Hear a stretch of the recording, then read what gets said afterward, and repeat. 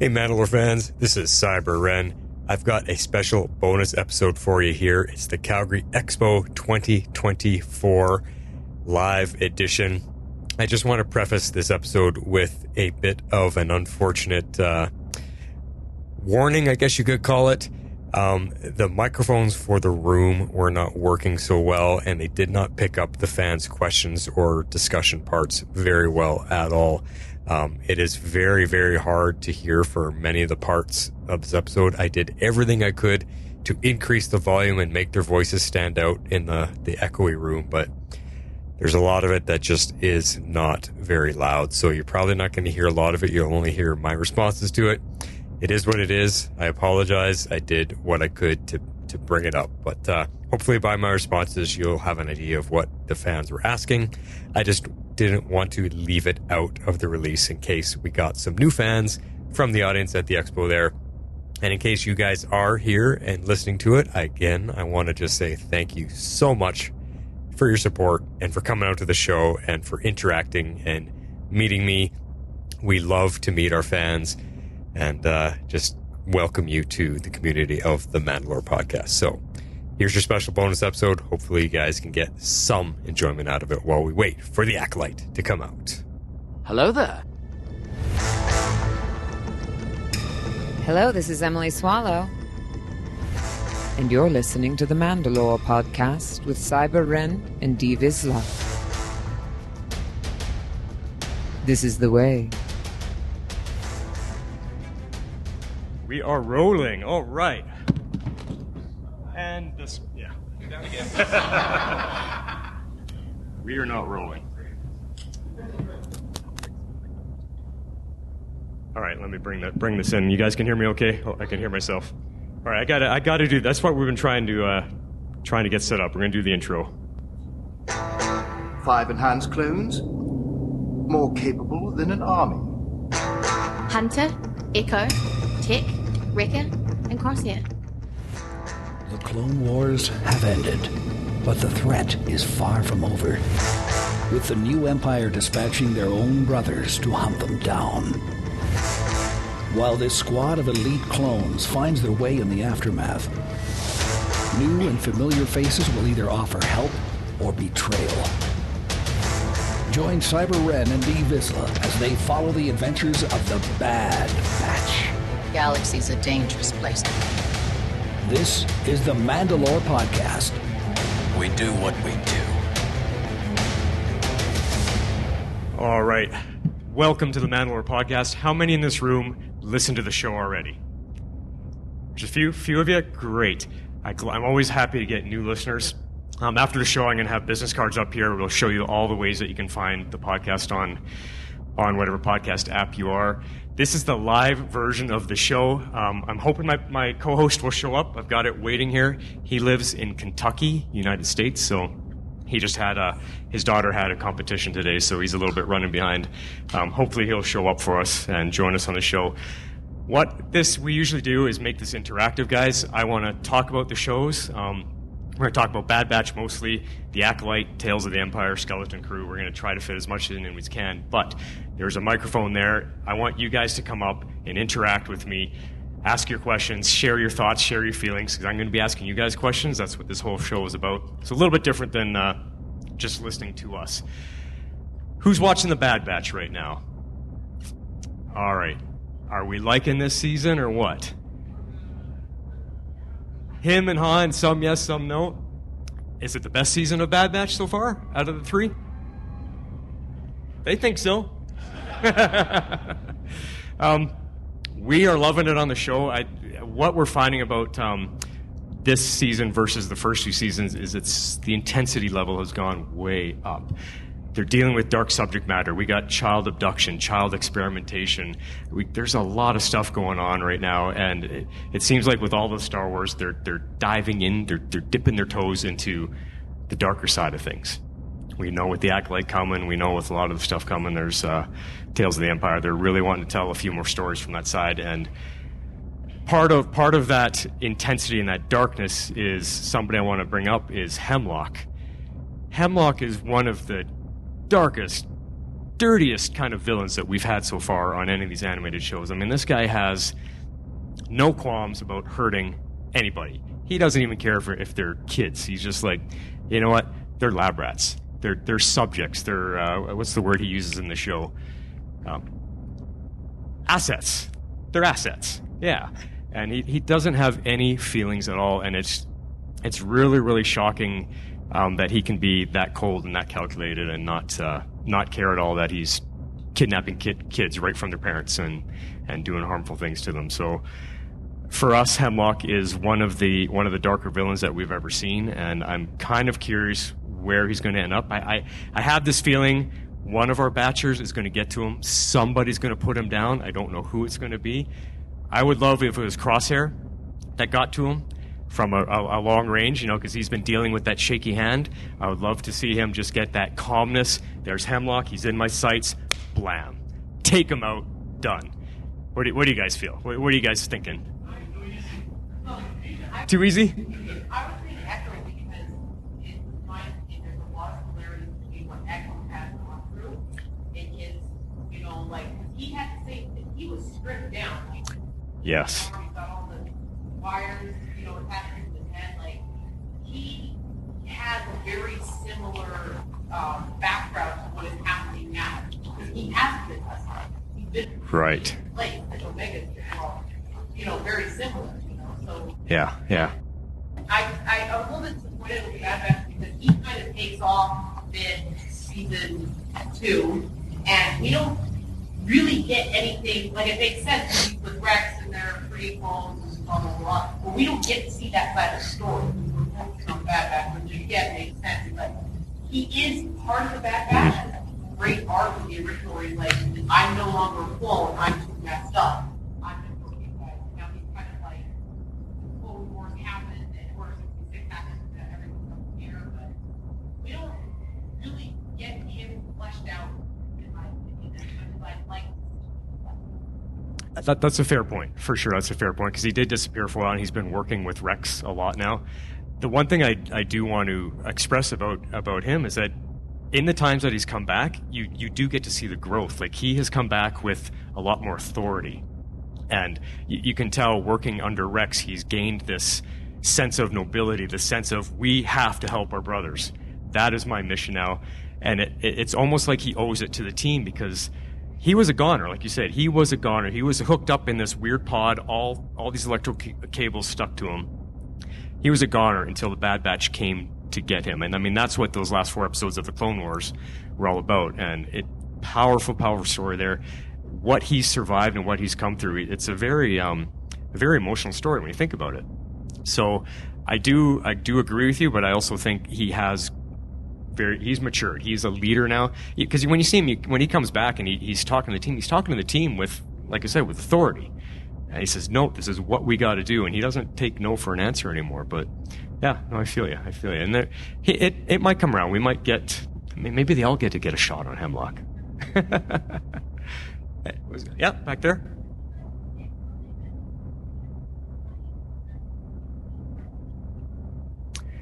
You think so? Do you think Omega has it in her to hurt somebody? Because okay, I would love it too. Yeah, it's something seems to be boiling under the edge there, right? Yeah, it's possible. What's that? Oh, okay. Yeah, it's possible. I saw their hands coming up.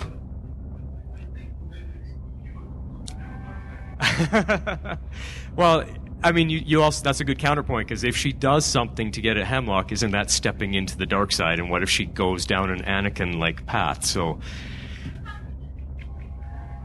yeah. Over here.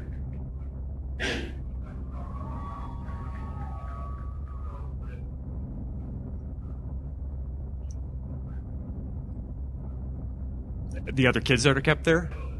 Oh, the Zillow. Yeah, you're right, because we did see something swimming around in the water there.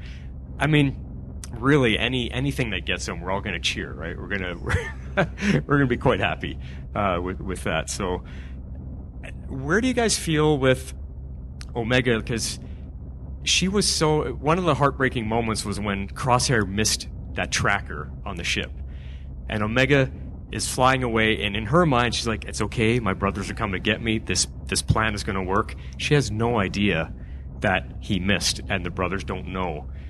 And so fast forward to where she is now, and she heard all the explosions and the rumbling. She feels like that's her team, but yet she's still trying to plan her own escape.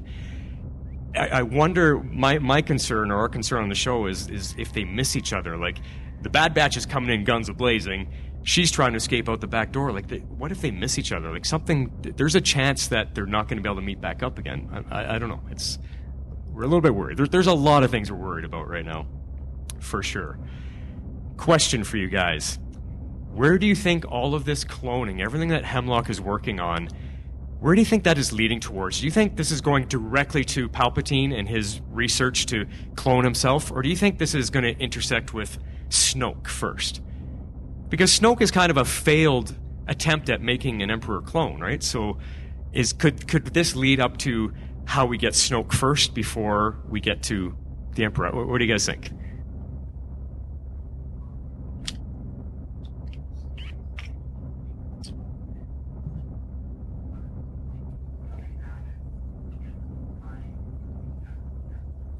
Yeah.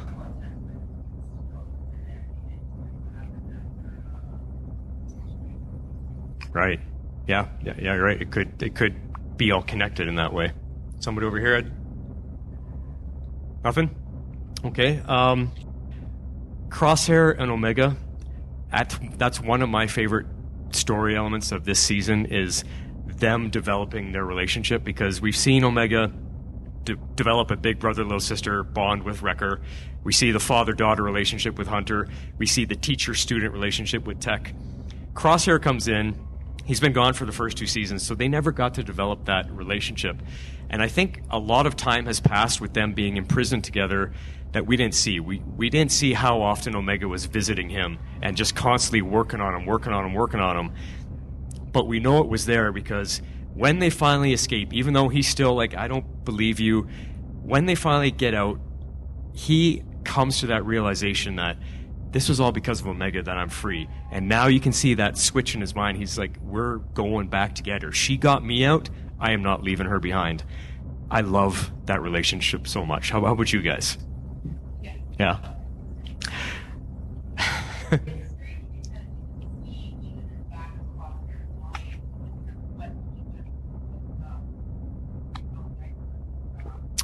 Mayday.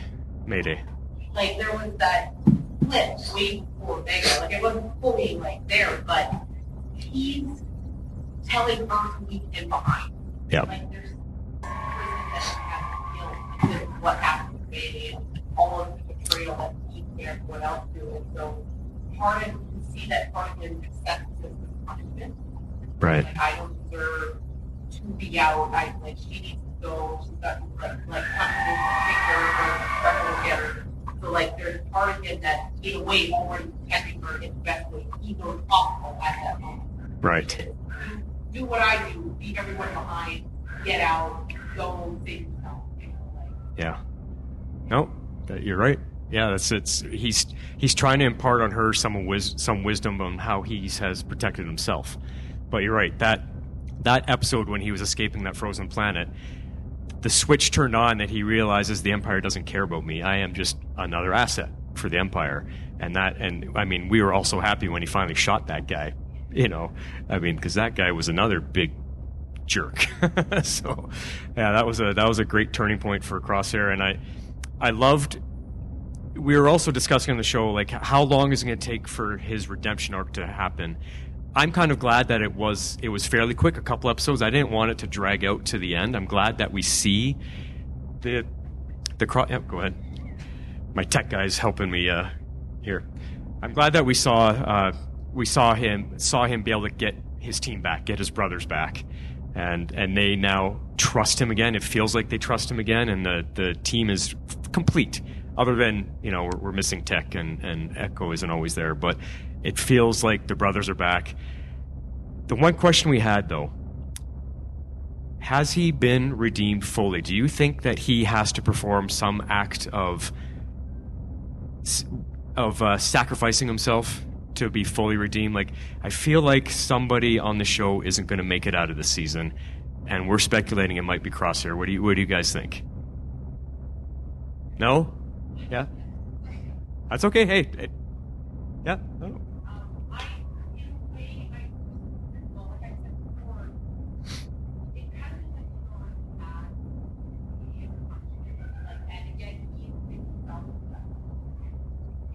Yeah.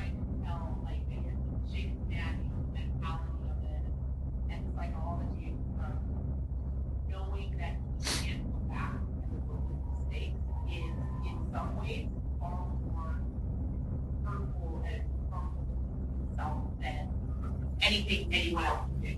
Like, even if Yeah. like, you know, you fix it. With Tech, I felt it was so arbitrary. I was actually really upset when Tech died.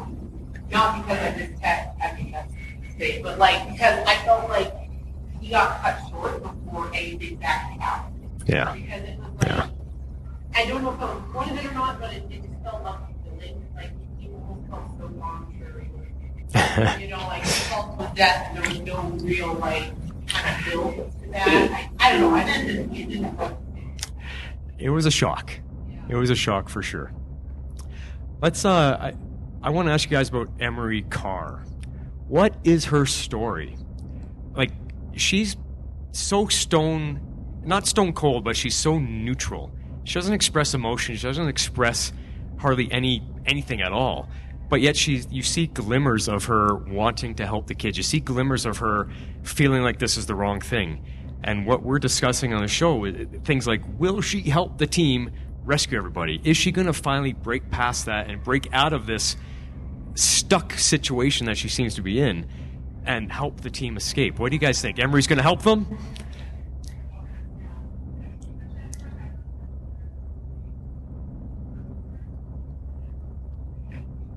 Yeah. Yeah. I think so. I think because we've never seen any backstory for her, so I feel like she's been alone this whole time.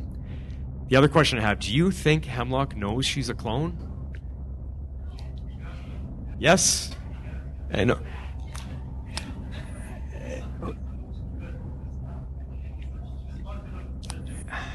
Yeah. It's interesting because the reason I bring that question up is because there seems to be hints on both sides of it. Because if he knew she was a clone, then why isn't he experimenting on her? Why isn't he using her as part of his experiments? Go ahead.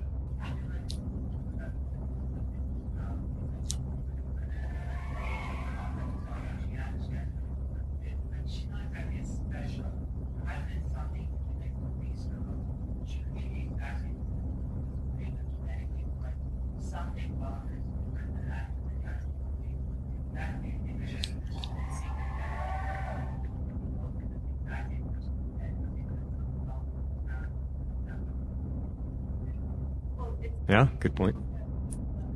Yeah. Different than any of the clones, they're all enhanced in some way. Yeah. So, and Yep. Omega herself is a totally different pyramid than the clones. So, Emery did the pyramid for Omega was actually on it. So, well, Dawn stayed on it. Yeah. Yeah. That's true. Yeah. No, that's true. Yeah.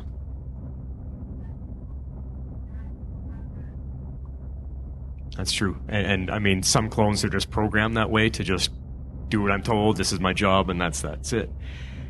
Do we think this is my hope for Emery? I would love her to help the team and then actually escape with them and join the team and be a new member of the team. Now she's got a whole new life. What do I do with it? That's what I would like to see. Do you guys think she's going to survive, though? Because we're also feeling like she's not getting out of this. I see some heads shaking. No. Yeah?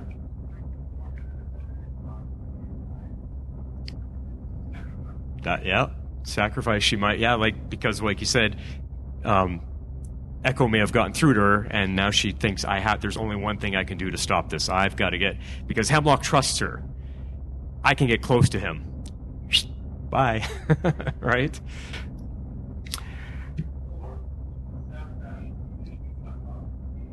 Yeah, she could. She's got access to everything, right? Yeah, you're right. That's a good poll as well. How about Omega?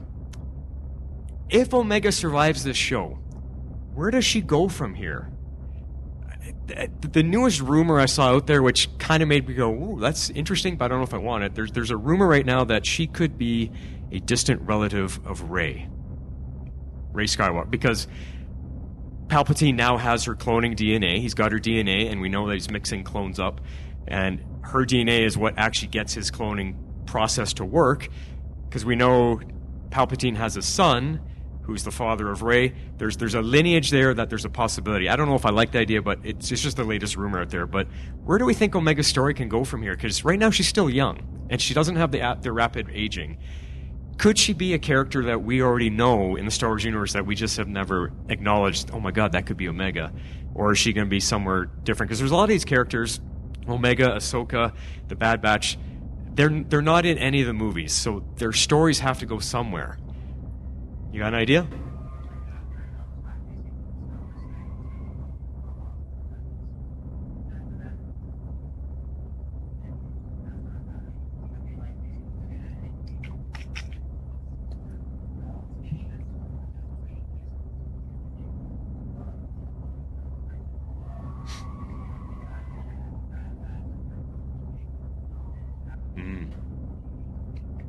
I would love to see these guys brought to live action. Like this Bad Batch, I don't know who you could cast as these guys. I have no idea. There's a lot of actors, but I think what's best about Star Wars is they don't always cast superstars. I love seeing relatively unknown actors come out and bring characters to life, because then you're not attaching the stigma. Oh, that's Tom Cruise, now he's playing Hunter. Like, nah, we know Tom Cruise. Like, let's. Kurt Russell? Yeah, he could actually. He looks like Hunter for sure. He's gotten a little bit older now, though, but. I would love to see the Batch come to life for sure. Yeah, we got some in the audience. I'm so glad you guys came. I definitely want pictures with everybody. We got some Mandos at the back there. Part of our Mando Club is awesome. Wreckers over here, guys. So we're gonna do some photos after. Speaking of tech, is tech dead? Yes. Okay. Question: the goggles. Hemlock got the goggles. That means he got to Tech's body, meaning he may have done something with the body. Tech may show up in this last episode as some weird-ass cloning something. I know, it's freaky, but it's a possibility. That's been a rumor, that's been a theory. I don't think so. A lot of us thought it was Crosshair in the beginning, but I don't know. That's the number one theory now, that it has been Tech, the RX-1 or CX-1 or whatever he's called. I don't know. It's hard to say, but I think that's the only way they could bring him. They can't bring him back as, hey, I'm Tech and everything's good again, because that would ruin the emotion we all felt when we lost him. It's so. But I just wanted to ask that question for you guys. So most of you think he's dead and that's it, not coming back. Okay. The finale is next week, guys. Are we going to lose any members of our team? Okay. Who are we going to lose? Hunter? Hands up. A few Hunters. Wrecker? Less. Crosshair? A lot more Crosshair. Echo? Okay, so judging by a quick count, Crosshair number 1, Echo number 2, Hunter, then Wrecker. That seems to be the order going down from what I saw in the hands of the audience. So Crosshair in some heroic moment, right? He's going to go? Okay. I feel like we have to lose somebody. I don't want to lose anybody. Yeah. The producers have gone on record saying, it's not Game of Thrones, yeah, but the producers have gone on record saying expect something, that it's going to be tears in this last episode. So I hope it's a long episode. They better not give us one of these 21-minute short ones. It better be 47 minutes at least. Give us something big. Give us something long. I mean, I don't know if you guys are watching the X-Men 97. They've got episodes that are like 37, 42 minutes. Come on. You got no commercials you have to worry about. Give us something out there. How is this going to end? How is this show going to end? Like I said, our team isn't anywhere that we've seen in anything in the future. So where does our team go? Whoever survives, where do they go? What do they do?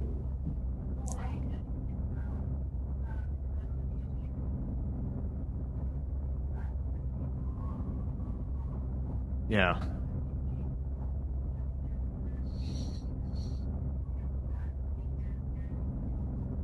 Right. Yeah. Omega could help. Yeah.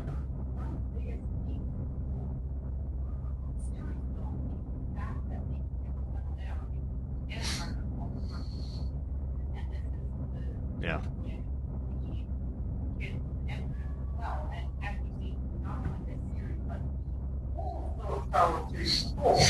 Kids with head counts are hunted, and they're never, you can't put them back to their parents because someone like Cat Bay, they show up, steal them again. Yeah, you never know. Yeah. It's just for key cycles. So, you know, you'll want it too often, like try and make Secret Temple like Luke did and the Jedi Order, or you're just on the run.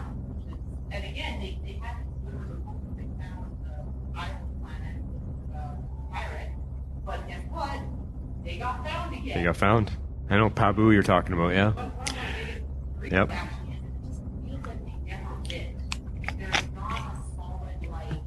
This is an agent for us, even though we need to chill out. And they had it for a little bit, and then it was gone.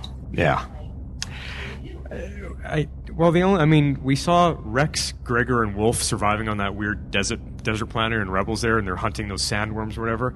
They managed to go and hide. So, I mean, that's what I feel like they have to happen, because Pabu's done. They can't go back to Pabu anymore. Hard to say. My last question about Bad Batch: who was excited as all heck to see Asajj Ventress show up?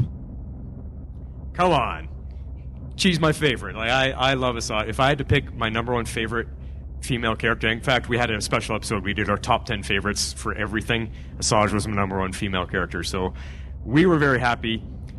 Theories about how she came back. There's a lot of people talking out there. The best one that I can come up with, if maybe it settles your guys' minds, is when we saw her, or I guess we should say when we read about her in the book Dark Disciple. She was lowered into the pool of water on their home planet of Dathomir.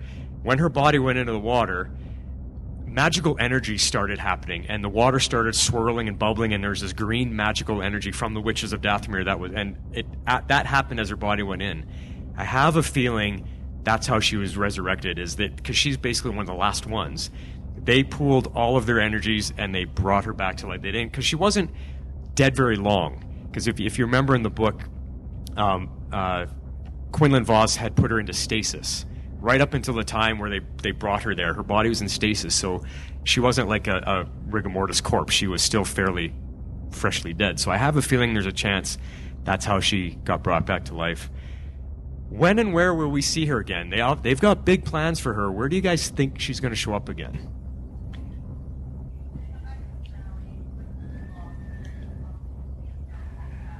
Wouldn't that be awesome? In a perfect world. Yeah.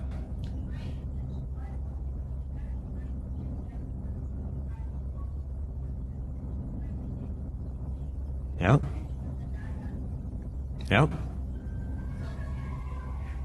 Ahsoka. Yeah. Live action Asajj. Oh my God. I got to see that. Yeah. He was. I want to see all of this happen, yeah? Right. Maybe what? Oh, in the movie, yeah. Who's going to play Asajj Ventress in real life? The only actress, and again, it's an A-lister, but the one who has the facial structure, Angelina Jolie. And we saw her in the Eternals. I know it's not the greatest movie, but she can throw a sword down. Like, she knows how to fight. So now you're like, Lots of ideas, but we'll see. We'll see what they do. I'm just excited that they brought her back. I know there's a lot of fans online that are like, no, you ruined her death in the book. As long as they give us a good story, a good explanation, I'll be happy, because she's one of the greatest characters for me. Yeah. Yeah. Yeah.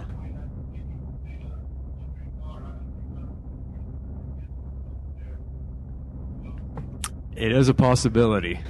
And maybe the whole team dies but Omega. and she has to live on with their. Yeah. Omega, Emery, and Asajj. There we go. They got it. They got to do it right. So.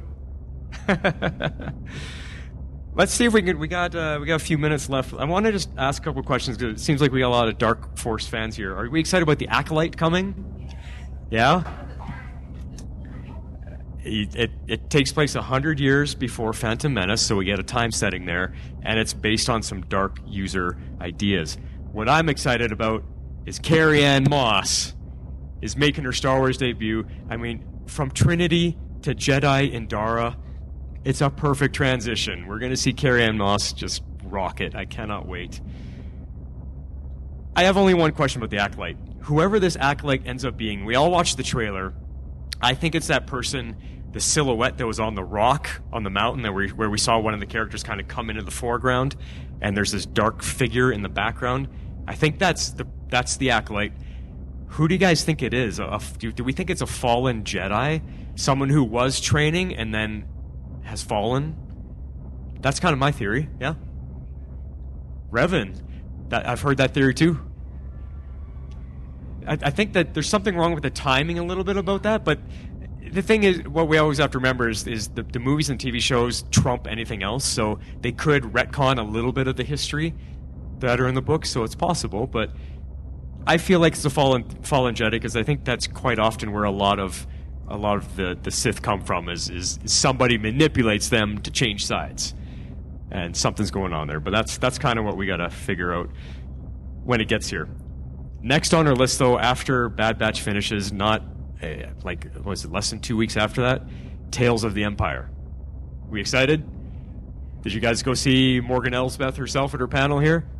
She gets to reprise the role, so Morgan Elsbeth and Barriss Offee, I mean, these are two characters I never expected to see any more stories from, so it's kind of cool that we're going to get to see some depth on the other side of things. Do you guys like the idea of telling stories from the Empire perspective? Okay, so more. I think that's what the general feeling is fans want to see because what makes the Empire a great bad guy, what makes all bad guys great is they don't think they're bad guys. They think they're doing the right thing. And I think that a lot of these characters are basically using that as their basis of telling a story. This girl had her hands up over there.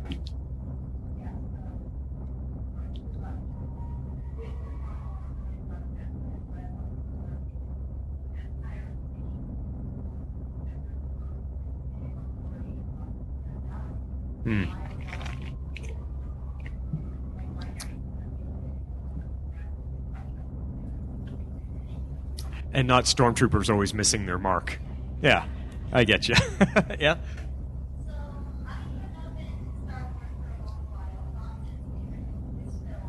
Okay.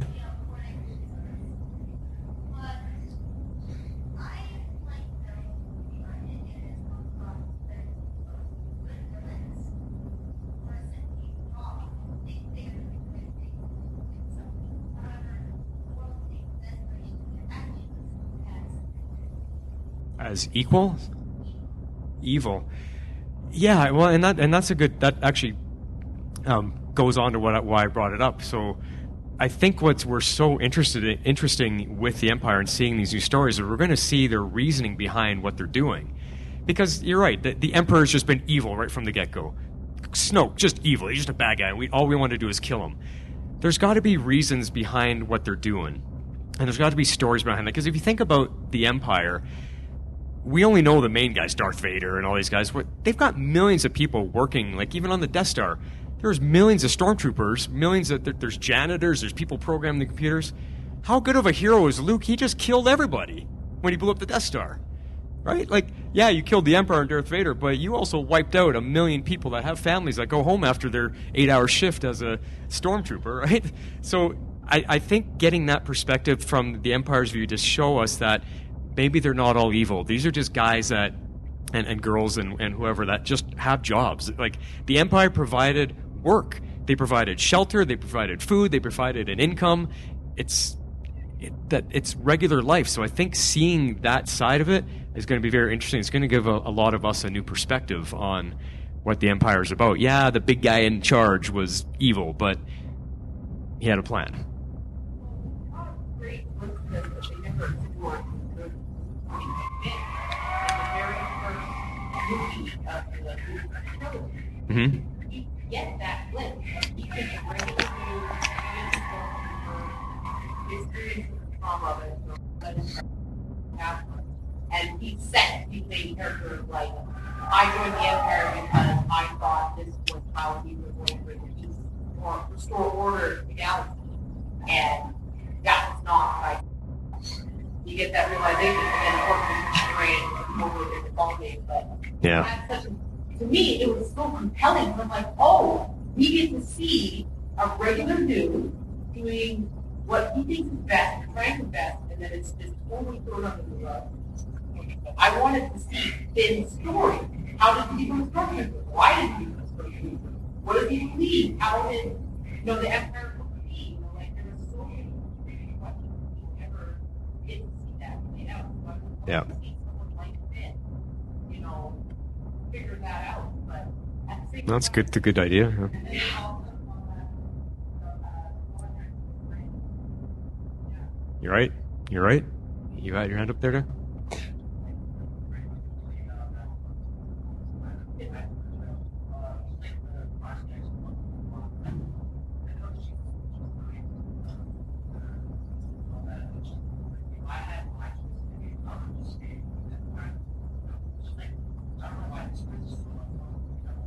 Hmm.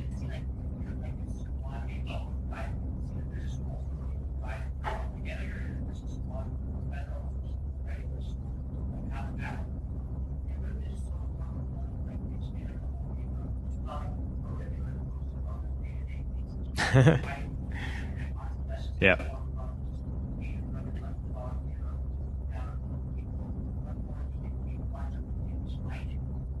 Yeah. Yeah. Yeah.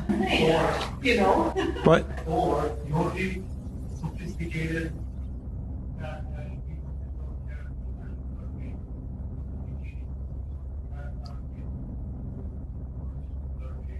that's the only one we've seen.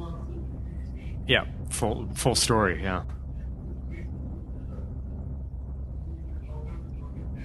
Mm-hmm. Mm-hmm. Yeah. Yeah.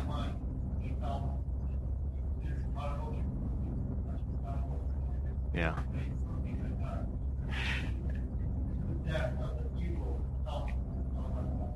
Hopefully it's coming. Yep. Well, I would love to see some background on Grievous. He's one of the greatest villains. I think he got weakened over time. I would love to see his early beginnings. Would be cool. Record, you got something there?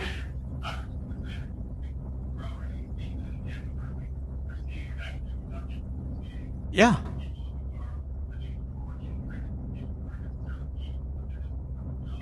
Yep.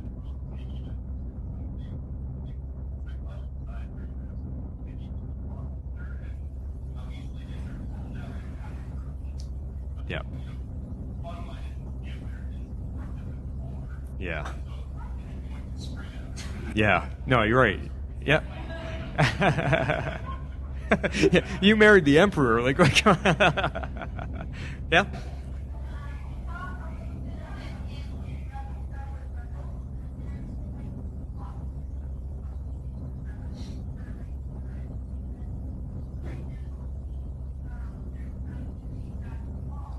Mm.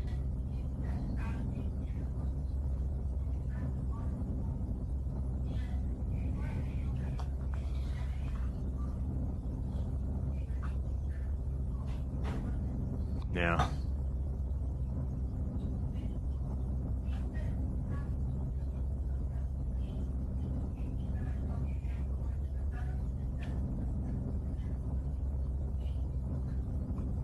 Yeah. Fair point.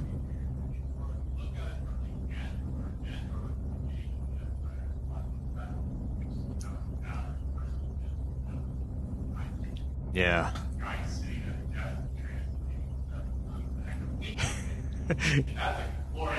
Great job. Yeah. Yes. Yeah.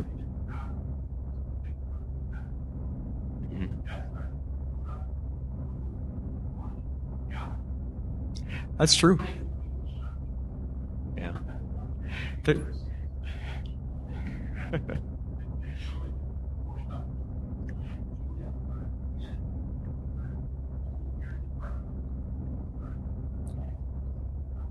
Yeah.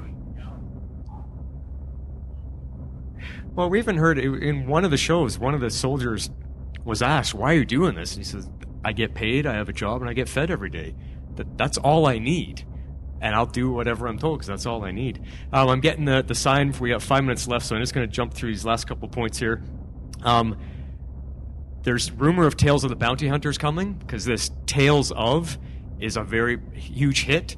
And then we're getting more Tales of the Jedi as well. So my other question is, Tales of the Jedi, who do we want to see next in Tales of the Jedi? Plo Koon? Plo Koon would be a good one. Anybody else? Yoda? God. Speaking of Yoda, who wants Yoda's backstory? Do you want to know the name of his species, his planet? Okay. It's so funny. I would love you guys to send feedback into the show because my co-host, who just never made it back on, D. Vizsla, he doesn't want to know nothing. He said he loves the mystery of Yoda. It's his favorite character. Keep it a mystery. I'm in the middle on that. I'm in the middle. I don't know what to choose. Skeleton Crew. Anybody excited about that one? It's coming late this year. I just saw an article today. Does anybody know what it's about? Okay, let me provide you the only glimpse of information I heard today is Skeleton Crew is about 4 kids that have found themselves lost in the galaxy and they're trying to find their way home. And Jude Law's character is the adult Force user that is helping them find their way home. That's the overall storyline, and that's all we know so far. So, sounds all right. We'll see. The people that are involved, of course, they're saying how great it is, but they've got a lot of good directors attached to it and a lot of good story writers. So I'm hoping for a show that is basically completely brand new. It's not attached to anything we already know. It's a bit of a risk, but I think with who's behind Star Wars these days, we'll be okay. We got a lot of Star Wars this year. With the Acolyte, Tales of the Empire, Skeleton Crew still coming. There's lots going on. So I got 2 things. I usually like to bring something to give away, guys. I've got 2 canvases, a small one and a large one, for the MandaLore podcast. I want you guys to come up and grab a business card. I'd love to get more fans. Our show, me and Vizsla talk about the show. We break down everything on Disney Plus that's on there, and then we have feedback come in, so voicemails and emails, and we respond to all of it. So this is our way of saying thanks for you guys being part of the show. I'm going to give you one easy question to answer, and whoever really wants one, come on up. Where is my co-host, D. Vizsla? Where is he located? Okay, first, there's a lot of Kentuckys. Who really? Who wants to come get a small one up here? Come on up. Whoever's first. You guys said that so fast, I can't pick a winner. Now I'm going to give you guys a guessing game for the larger size one. Out of all the Bad Batch characters, who is my favorite? Who said Tech first? There you go. All right, guys, and one request from you. I want to get everyone pooled together. I want to take a selfie with you so I can post on our Facebook page. We have a Facebook page, and there's a lot of activity on the Facebook page, guys. People are posting stuff all the time. Just let me do a little selfie with you guys in the background.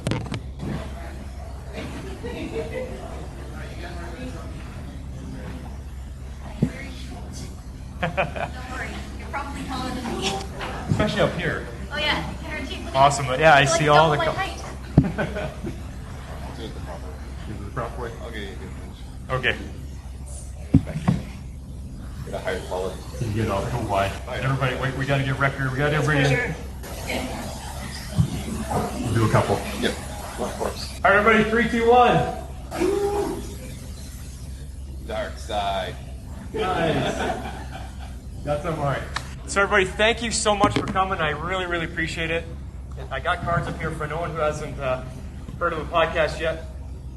Come just thank you so much, guys. I can't wait to hear from you guys and their feedback. Awesome. Oh, well, thank you. Thank you for coming. Thanks for that deep question. You really, I was like, oh, okay, I got to answer this one properly. Awesome. Thank you, everybody, so much.